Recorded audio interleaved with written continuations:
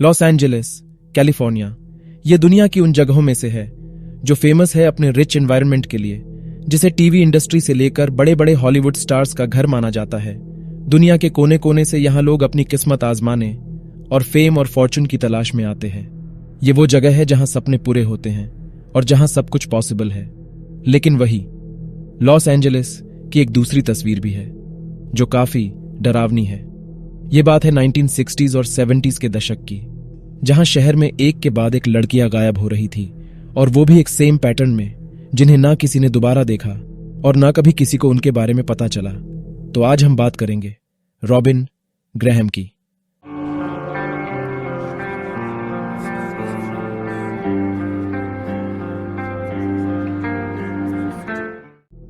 Robin का जन्म 22 जून 1952 में हुआ था। वो लॉस एंजलिस के इको पार्क में बड़ी हुई, जहां वो अपने माता पिता मार्विन और बेवर्ली के साथ रहती थी।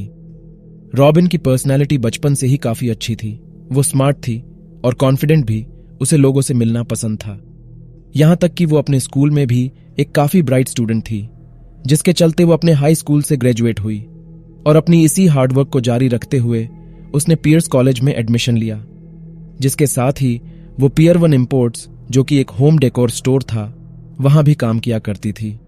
और अपनी इसी कॉलेज और वर्क लाइफ को बैलेंस करते हुए वो एक रिलेशनशिप में भी थी, जिसके साथ वो अपनी सोशल लाइफ भी अच्छे से हैंडल कर लेती थी। मतलब तुम रॉबिन को एक तरह से ऑलराउंडर कह सकते हो। पर फिर आता है द 14th of November 1970, जहां उस रात रॉबिन का अपने दोस्तों के साथ नाइट आउट का प्लान था। तो उस रात जैसे ही उसकी जॉब खत्म हुई तो वहां उसका बॉयफ्रेंड उसे लेने आ गया, और अपनी कार को स्टोर के पास ही छोड़कर रॉबिन अपने बॉयफ्रेंड के साथ नाइट आउट के लिए चली गई। पूरी रात अपने दोस्तों के साथ एंजॉय करने के बाद उसे अपने दोस्तों से ही स्टोर तक लिफ्ट मिल गई, जहां पर उसने अपनी गाड़ी को पार्क किया हुआ था। सुबह के करीब 2 बजे वो अपनी गाड़ी लेकर अपने घर की ओर निकल पड़ी, लेकिन हॉलीवुड फ्रीवे के हाईवे पर उसकी गाड़ी बीच में ही अचानक बंद हो गई, जिस वजह से उसे अपनी गाड़ी हाईवे के किनारे पर लगानी पड़ी। पर कुछ मिनट में ही रॉबिन के सामने एक पुलिस की गाड़ी आकर रुकती है, जिनमें 2 ऑफिसर्स थे जो उस वक्त उस हाईवे पर पेट्रोलिंग कर रहे थे। उन्होंने रॉबिन को जब सड़क पर देखा तो जाकर उससे पूछा कि क्या उसे कोई मदद चाहिए, और उन्होंने उससे कहा कि अगर वो चाहे तो हम टो ट्रक मंगवा सकते हैं, वो तुम्हें तुम्हारे घर छोड़ देगा। पर रॉबिन ने इस पर ऑफिसर्स को पोलाइटली मना कर दिया, और ये सुनकर वे ऑफिसर्स वहां से चले गए। उनके जाने के बाद रॉबिन ने पास ही के एक फोन बूथ से अपने घर फोन किया और अपनी बहन को अपनी कंडीशन के बारे में बताया। जब उसके पेरेंट्स को यह बात पता चली तो वे जल्द ही उसे लेने के लिए घर से निकल गए। पर दूसरी तरफ वे ऑफिसर्स, जिन्होंने रॉबिन को पहले मदद के लिए पूछा था, वे दोबारा उसी जगह पहुंचे रॉबिन को क्रॉस चेक करने के लिए। वहां पहुंचने पर उन्होंने रॉबिन को अपनी कार में बैठा देखा, और उससे बात करने पर रॉबिन ने उन्हें बताया कि उसने अपने घर कॉल कर दिया है, उसके घर वाले उसे लेने आते ही होंगे। और ये सुनकर वे ऑफिसर्स दोबारा अपनी पेट्रोलिंग के लिए निकल गए। लेकिन अपनी पेट्रोलिंग के तीसरे राउंड के दौरान जब ऑफिसर्स की गाड़ी हॉलीवुड फ्रीवे की उसी जगह पहुंची तो उन्होंने रॉबिन की कार के पीछे एक लाइट ब्लू कलर की कार को खड़े देखा, जहां रॉबिन अपनी गाड़ी के पीछे एक आदमी से बात कर रही थी। जब पुलिस ने थोड़ा रुक कर देखा तो उन्होंने रॉबिन को उस आदमी के साथ उसकी गाड़ी में जाते हुए देखा। पुलिस को लगा कि यह उसका कोई फैमिली मेंबर होगा जो उसे लेने आया था। तो वो ये सोचकर कि वो अब अपने घर पहुंच जाएगी, पुलिस ने अपनी कार आगे बढ़ा दी। कुछ घंटे बाद जब रॉबिन की फैमिली उसकी कार के पास पहुंची तो अपनी बेटी को वहां ना देखकर वे काफी घबरा गए, और जब उन्होंने उसकी कार का दरवाजा देखा तो उन्हें उस पर एक लॉक मिला। उन्होंने जल्दी से पुलिस को कॉल किया। पुलिस के पहुंचने पर रॉबिन की फैमिली ने उनको सारी बात बताई। ये सुनकर पुलिस की टीम ने वहां पेट्रोलिंग कर रहे ऑफिसर से रॉबिन के बारे में पूछा। पेट्रोलिंग ऑफिसर्स ने उनको सारी बात बताई कि कैसे उन्होंने यहां रॉबिन को देखा था, जो कि एक आदमी के साथ चली गई थी, जिससे देखकर ऐसा लग रहा था कि जैसे वो उस आदमी को पहले से जानती हो। इस रिपोर्ट के साथ ही पुलिस डिपार्टमेंट ने अपनी इन्वेस्टिगेशन शुरू कर दी। पर दूसरी तरफ कैलिफोर्निया की पुलिस को आम लोगों से काफी बैकलैश मिलने लगा, क्योंकि लोग पुलिस से काफी गुस्सा थे कि पुलिस ने एक लड़की को आधी रात में हाईवे पर अकेला छोड़ दिया, और वो भी किसी अनजान आदमी के साथ। और लोगों का गुस्सा होना जायज भी था, क्योंकि ठीक ऐसे ही मामले शहर में पहले भी हो चुके थे। जहां बहुत सी लड़कियों पर हमला हुआ था, और वो भी सिमिलर तरीके से, जहां कोई अननोन आदमी लड़कियों की कार को फॉलो करता और उन्हें फ्लैशलाइट देकर रुकने के लिए कहता और उन्हें बोलता कि तुम्हारी गाड़ी के पीछे के टायर में कुछ प्रॉब्लम है। जब ये सुनकर कोई लड़की उतरकर पीछे देखने जाती तो वो अननोन आदमी उन पर हमला कर देता।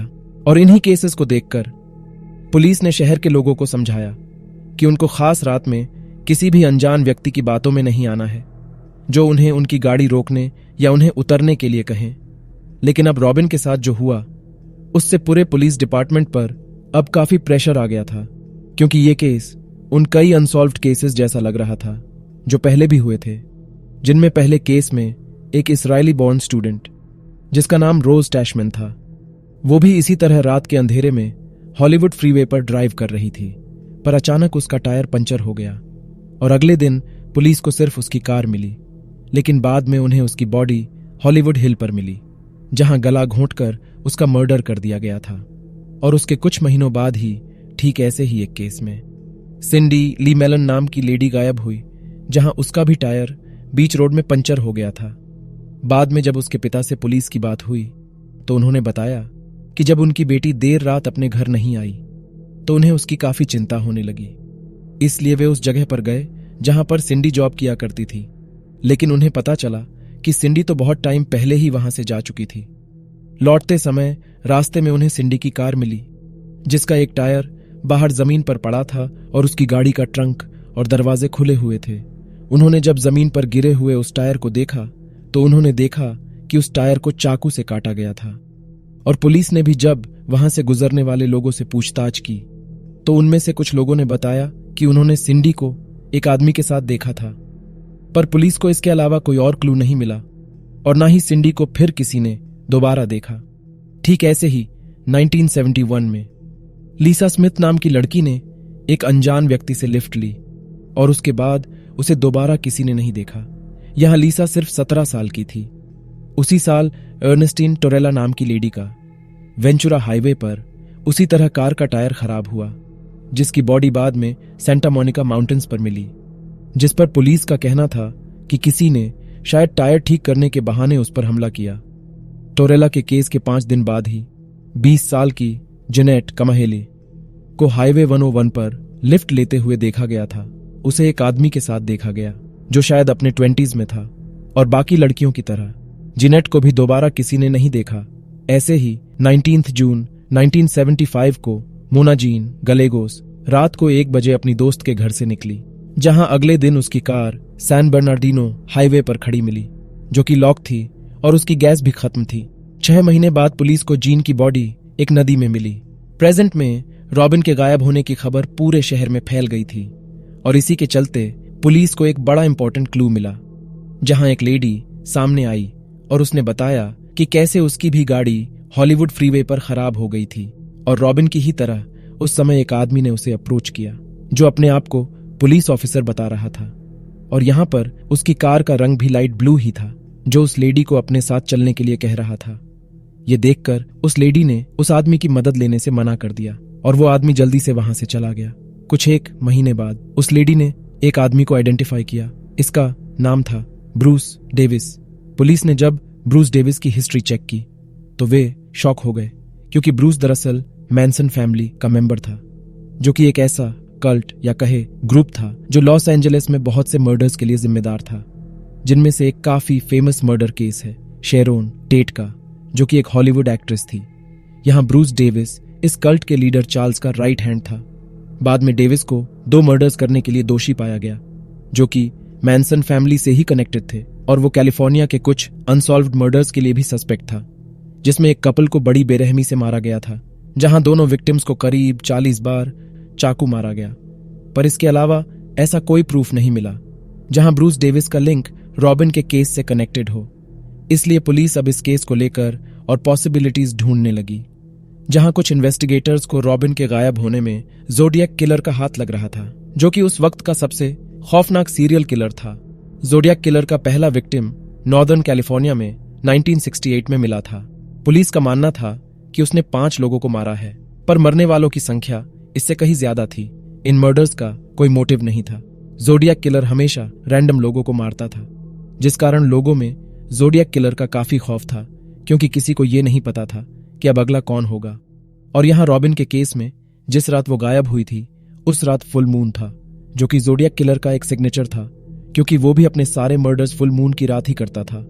वो अक्सर पुलिस को लेटर्स भेजकर उन्हें एक तरह से टॉन्ट करता था कि तुम अभी तक मुझे पकड़ नहीं पाए हो। जीन लेटर्स में वो अपने नेक्स्ट मर्डर से रिलेटेड पजल देता था, जिन्हें पुलिस कभी डिकोड कर लेती थी तो कभी नहीं। और कुछ लेटर्स तो आज भी ऐसे हैं जो कभी डिकोड ही नहीं हुए। पुलिस को हर बार लगता था कि वे इस बार उसे पकड़ लेंगे, पर जोडियक किलर हमेशा उनसे एक कदम आगे रहता था। पर इन लेटर्स के कारण जोडियक किलर को मीडिया में काफी अटेंशन मिला, जिससे वो पूरे अमेरिका में फेमस हो गया। पर यहाँ जोडियक किलर की पॉसिबिलिटी होने से पुलिस को 8 महीने पहले का एक अनसॉल्व्ड केस याद आया, जहां पर कैथलीन जोन्स नाम की एक लेडी रात में अपने बच्चे के साथ सैन फ्रांसिस्को जा रही थी, जहां एक गाड़ी ने उसके पीछे आकर हेडलाइट फ्लैश की। जब कैथलीन ने उस अननोन आदमी से इसका रीजन पूछा तो उसने बताया कि उसके बैक टायर में कुछ प्रॉब्लम है और उसने उसके टायर को फिक्स करने का ऑफर दिया। कैथलीन शहर में हो रहे इंसिडेंट्स के बारे में अच्छे से जानती थी, तो उसने उस आदमी की बात को झूठ समझकर अपनी कार जैसे ही स्टार्ट की तो कुछ सेकंड्स में ही उसकी कार का टायर बाहर निकल गया। ये देखकर उस आदमी ने कैथलीन को कहा कि अगर वो चाहे तो वो उसे पास के गैस स्टेशन पर छोड़ सकता है, जहां वो अपनी गाड़ी ठीक करवा सकती है या किसी से हेल्प मांग सकती है। और उस आदमी की बात सुनकर कैथलीन अपने बच्चे को लेकर उसकी कार में बैठ गई। लेकिन गैस स्टेशन आने पर उस आदमी ने अपनी गाड़ी को नहीं रोका और गैस स्टेशन पीछे छूट गया। कैथलीन ने जब ये देखा तो नर्वस होकर उस आदमी से पूछा कि गैस स्टेशन तो पीछे छूट गया है, तुम हमें कहां ले जा रहे हो? उस अननोन आदमी ने इस पर धीमी आवाज में कहा कि तुम्हें मारने से पहले मुझे तुम्हारे बच्चे को खिड़की से कहीं फेंकना होगा। ये सुनने के बाद कैथलीन की डर के मारे आवाज ही नहीं निकली। और कुछ आधे घंटे की ड्राइव के बाद उस आदमी ने कैथलीन से कहा कि तुम्हें पता है कि तुम मरने वाली हो। लेकिन कैथलीन किसी तरह उसे चकमा देकर अपने बच्चे के साथ पास ही के एक खेत में भाग गई और वहां छुप गई। उसका पीछा करते हुए वो आदमी भी उस अंधेरे के बीच कैथलीन को उस खेत में टॉर्च लेकर ढूंढने लगा, पर कैथलीन उससे छुपी रही। लेकिन जब सड़क पर एक ट्रक गुजरा तो उसकी आवाज सुनकर वो आदमी जल्दी से अपनी कार लेकर वहां से निकल गया। कुछ देर बाद कैथलीन एक कार को रुकवाने में कामयाब रही, जिसने उसे सीधा पुलिस स्टेशन छोड़ा। और पुलिस स्टेशन पहुंचकर जब कैथलीन अपनी रिपोर्ट लिखवा रही थी, तभी उसकी नजर दीवार पर टंगे एक पोस्टर पर पड़ी, जिस पर एक आदमी का चेहरा था, जिसे देखकर वो काफी डर गई थी, क्योंकि ये वही शख्स था जिसने कुछ टाइम पहले उसके बच्चे और उसकी जान लेने की कोशिश की थी। ये वांटेड पोस्टर था जोडियक किलर का, जो कभी पकड़ा नहीं गया। पर यहां दूसरी तरफ इतने सालों बाद भी यहां रॉबिन के पेरेंट्स ने कभी उम्मीद नहीं छोड़ी। उन्होंने ना तो कभी अपना घर बदला और ना ही अपना फोन नंबर। उन्हें यह यकीन था कि एक ना एक दिन रॉबिन उनका दरवाजा जरूर खटखटाएगी या उनकी बेटी कभी उन्हें फोन करेगी, पर ऐसा कभी नहीं हुआ। और इसके साथ रॉबिन की ही तरह बहुत सी लड़कियों की ये मिस्ट्री हमेशा मिस्ट्री ही रही। तो दोस्तों, अगर आप ऐसी ही क्राइम मिस्ट्रीज या डॉक्यूमेंटरीज से रिलेटेड वीडियोस में इंटरेस्ट रखते हो तो आप हमारे चैनल को सब्सक्राइब कीजिए और वीडियो को लाइक करें, ताकि हमारा काम ज्यादा लोगों तक पहुंचे। तब तक के लिए मैं आपको मिलूंगा किसी अगले केस के साथ। Thank you.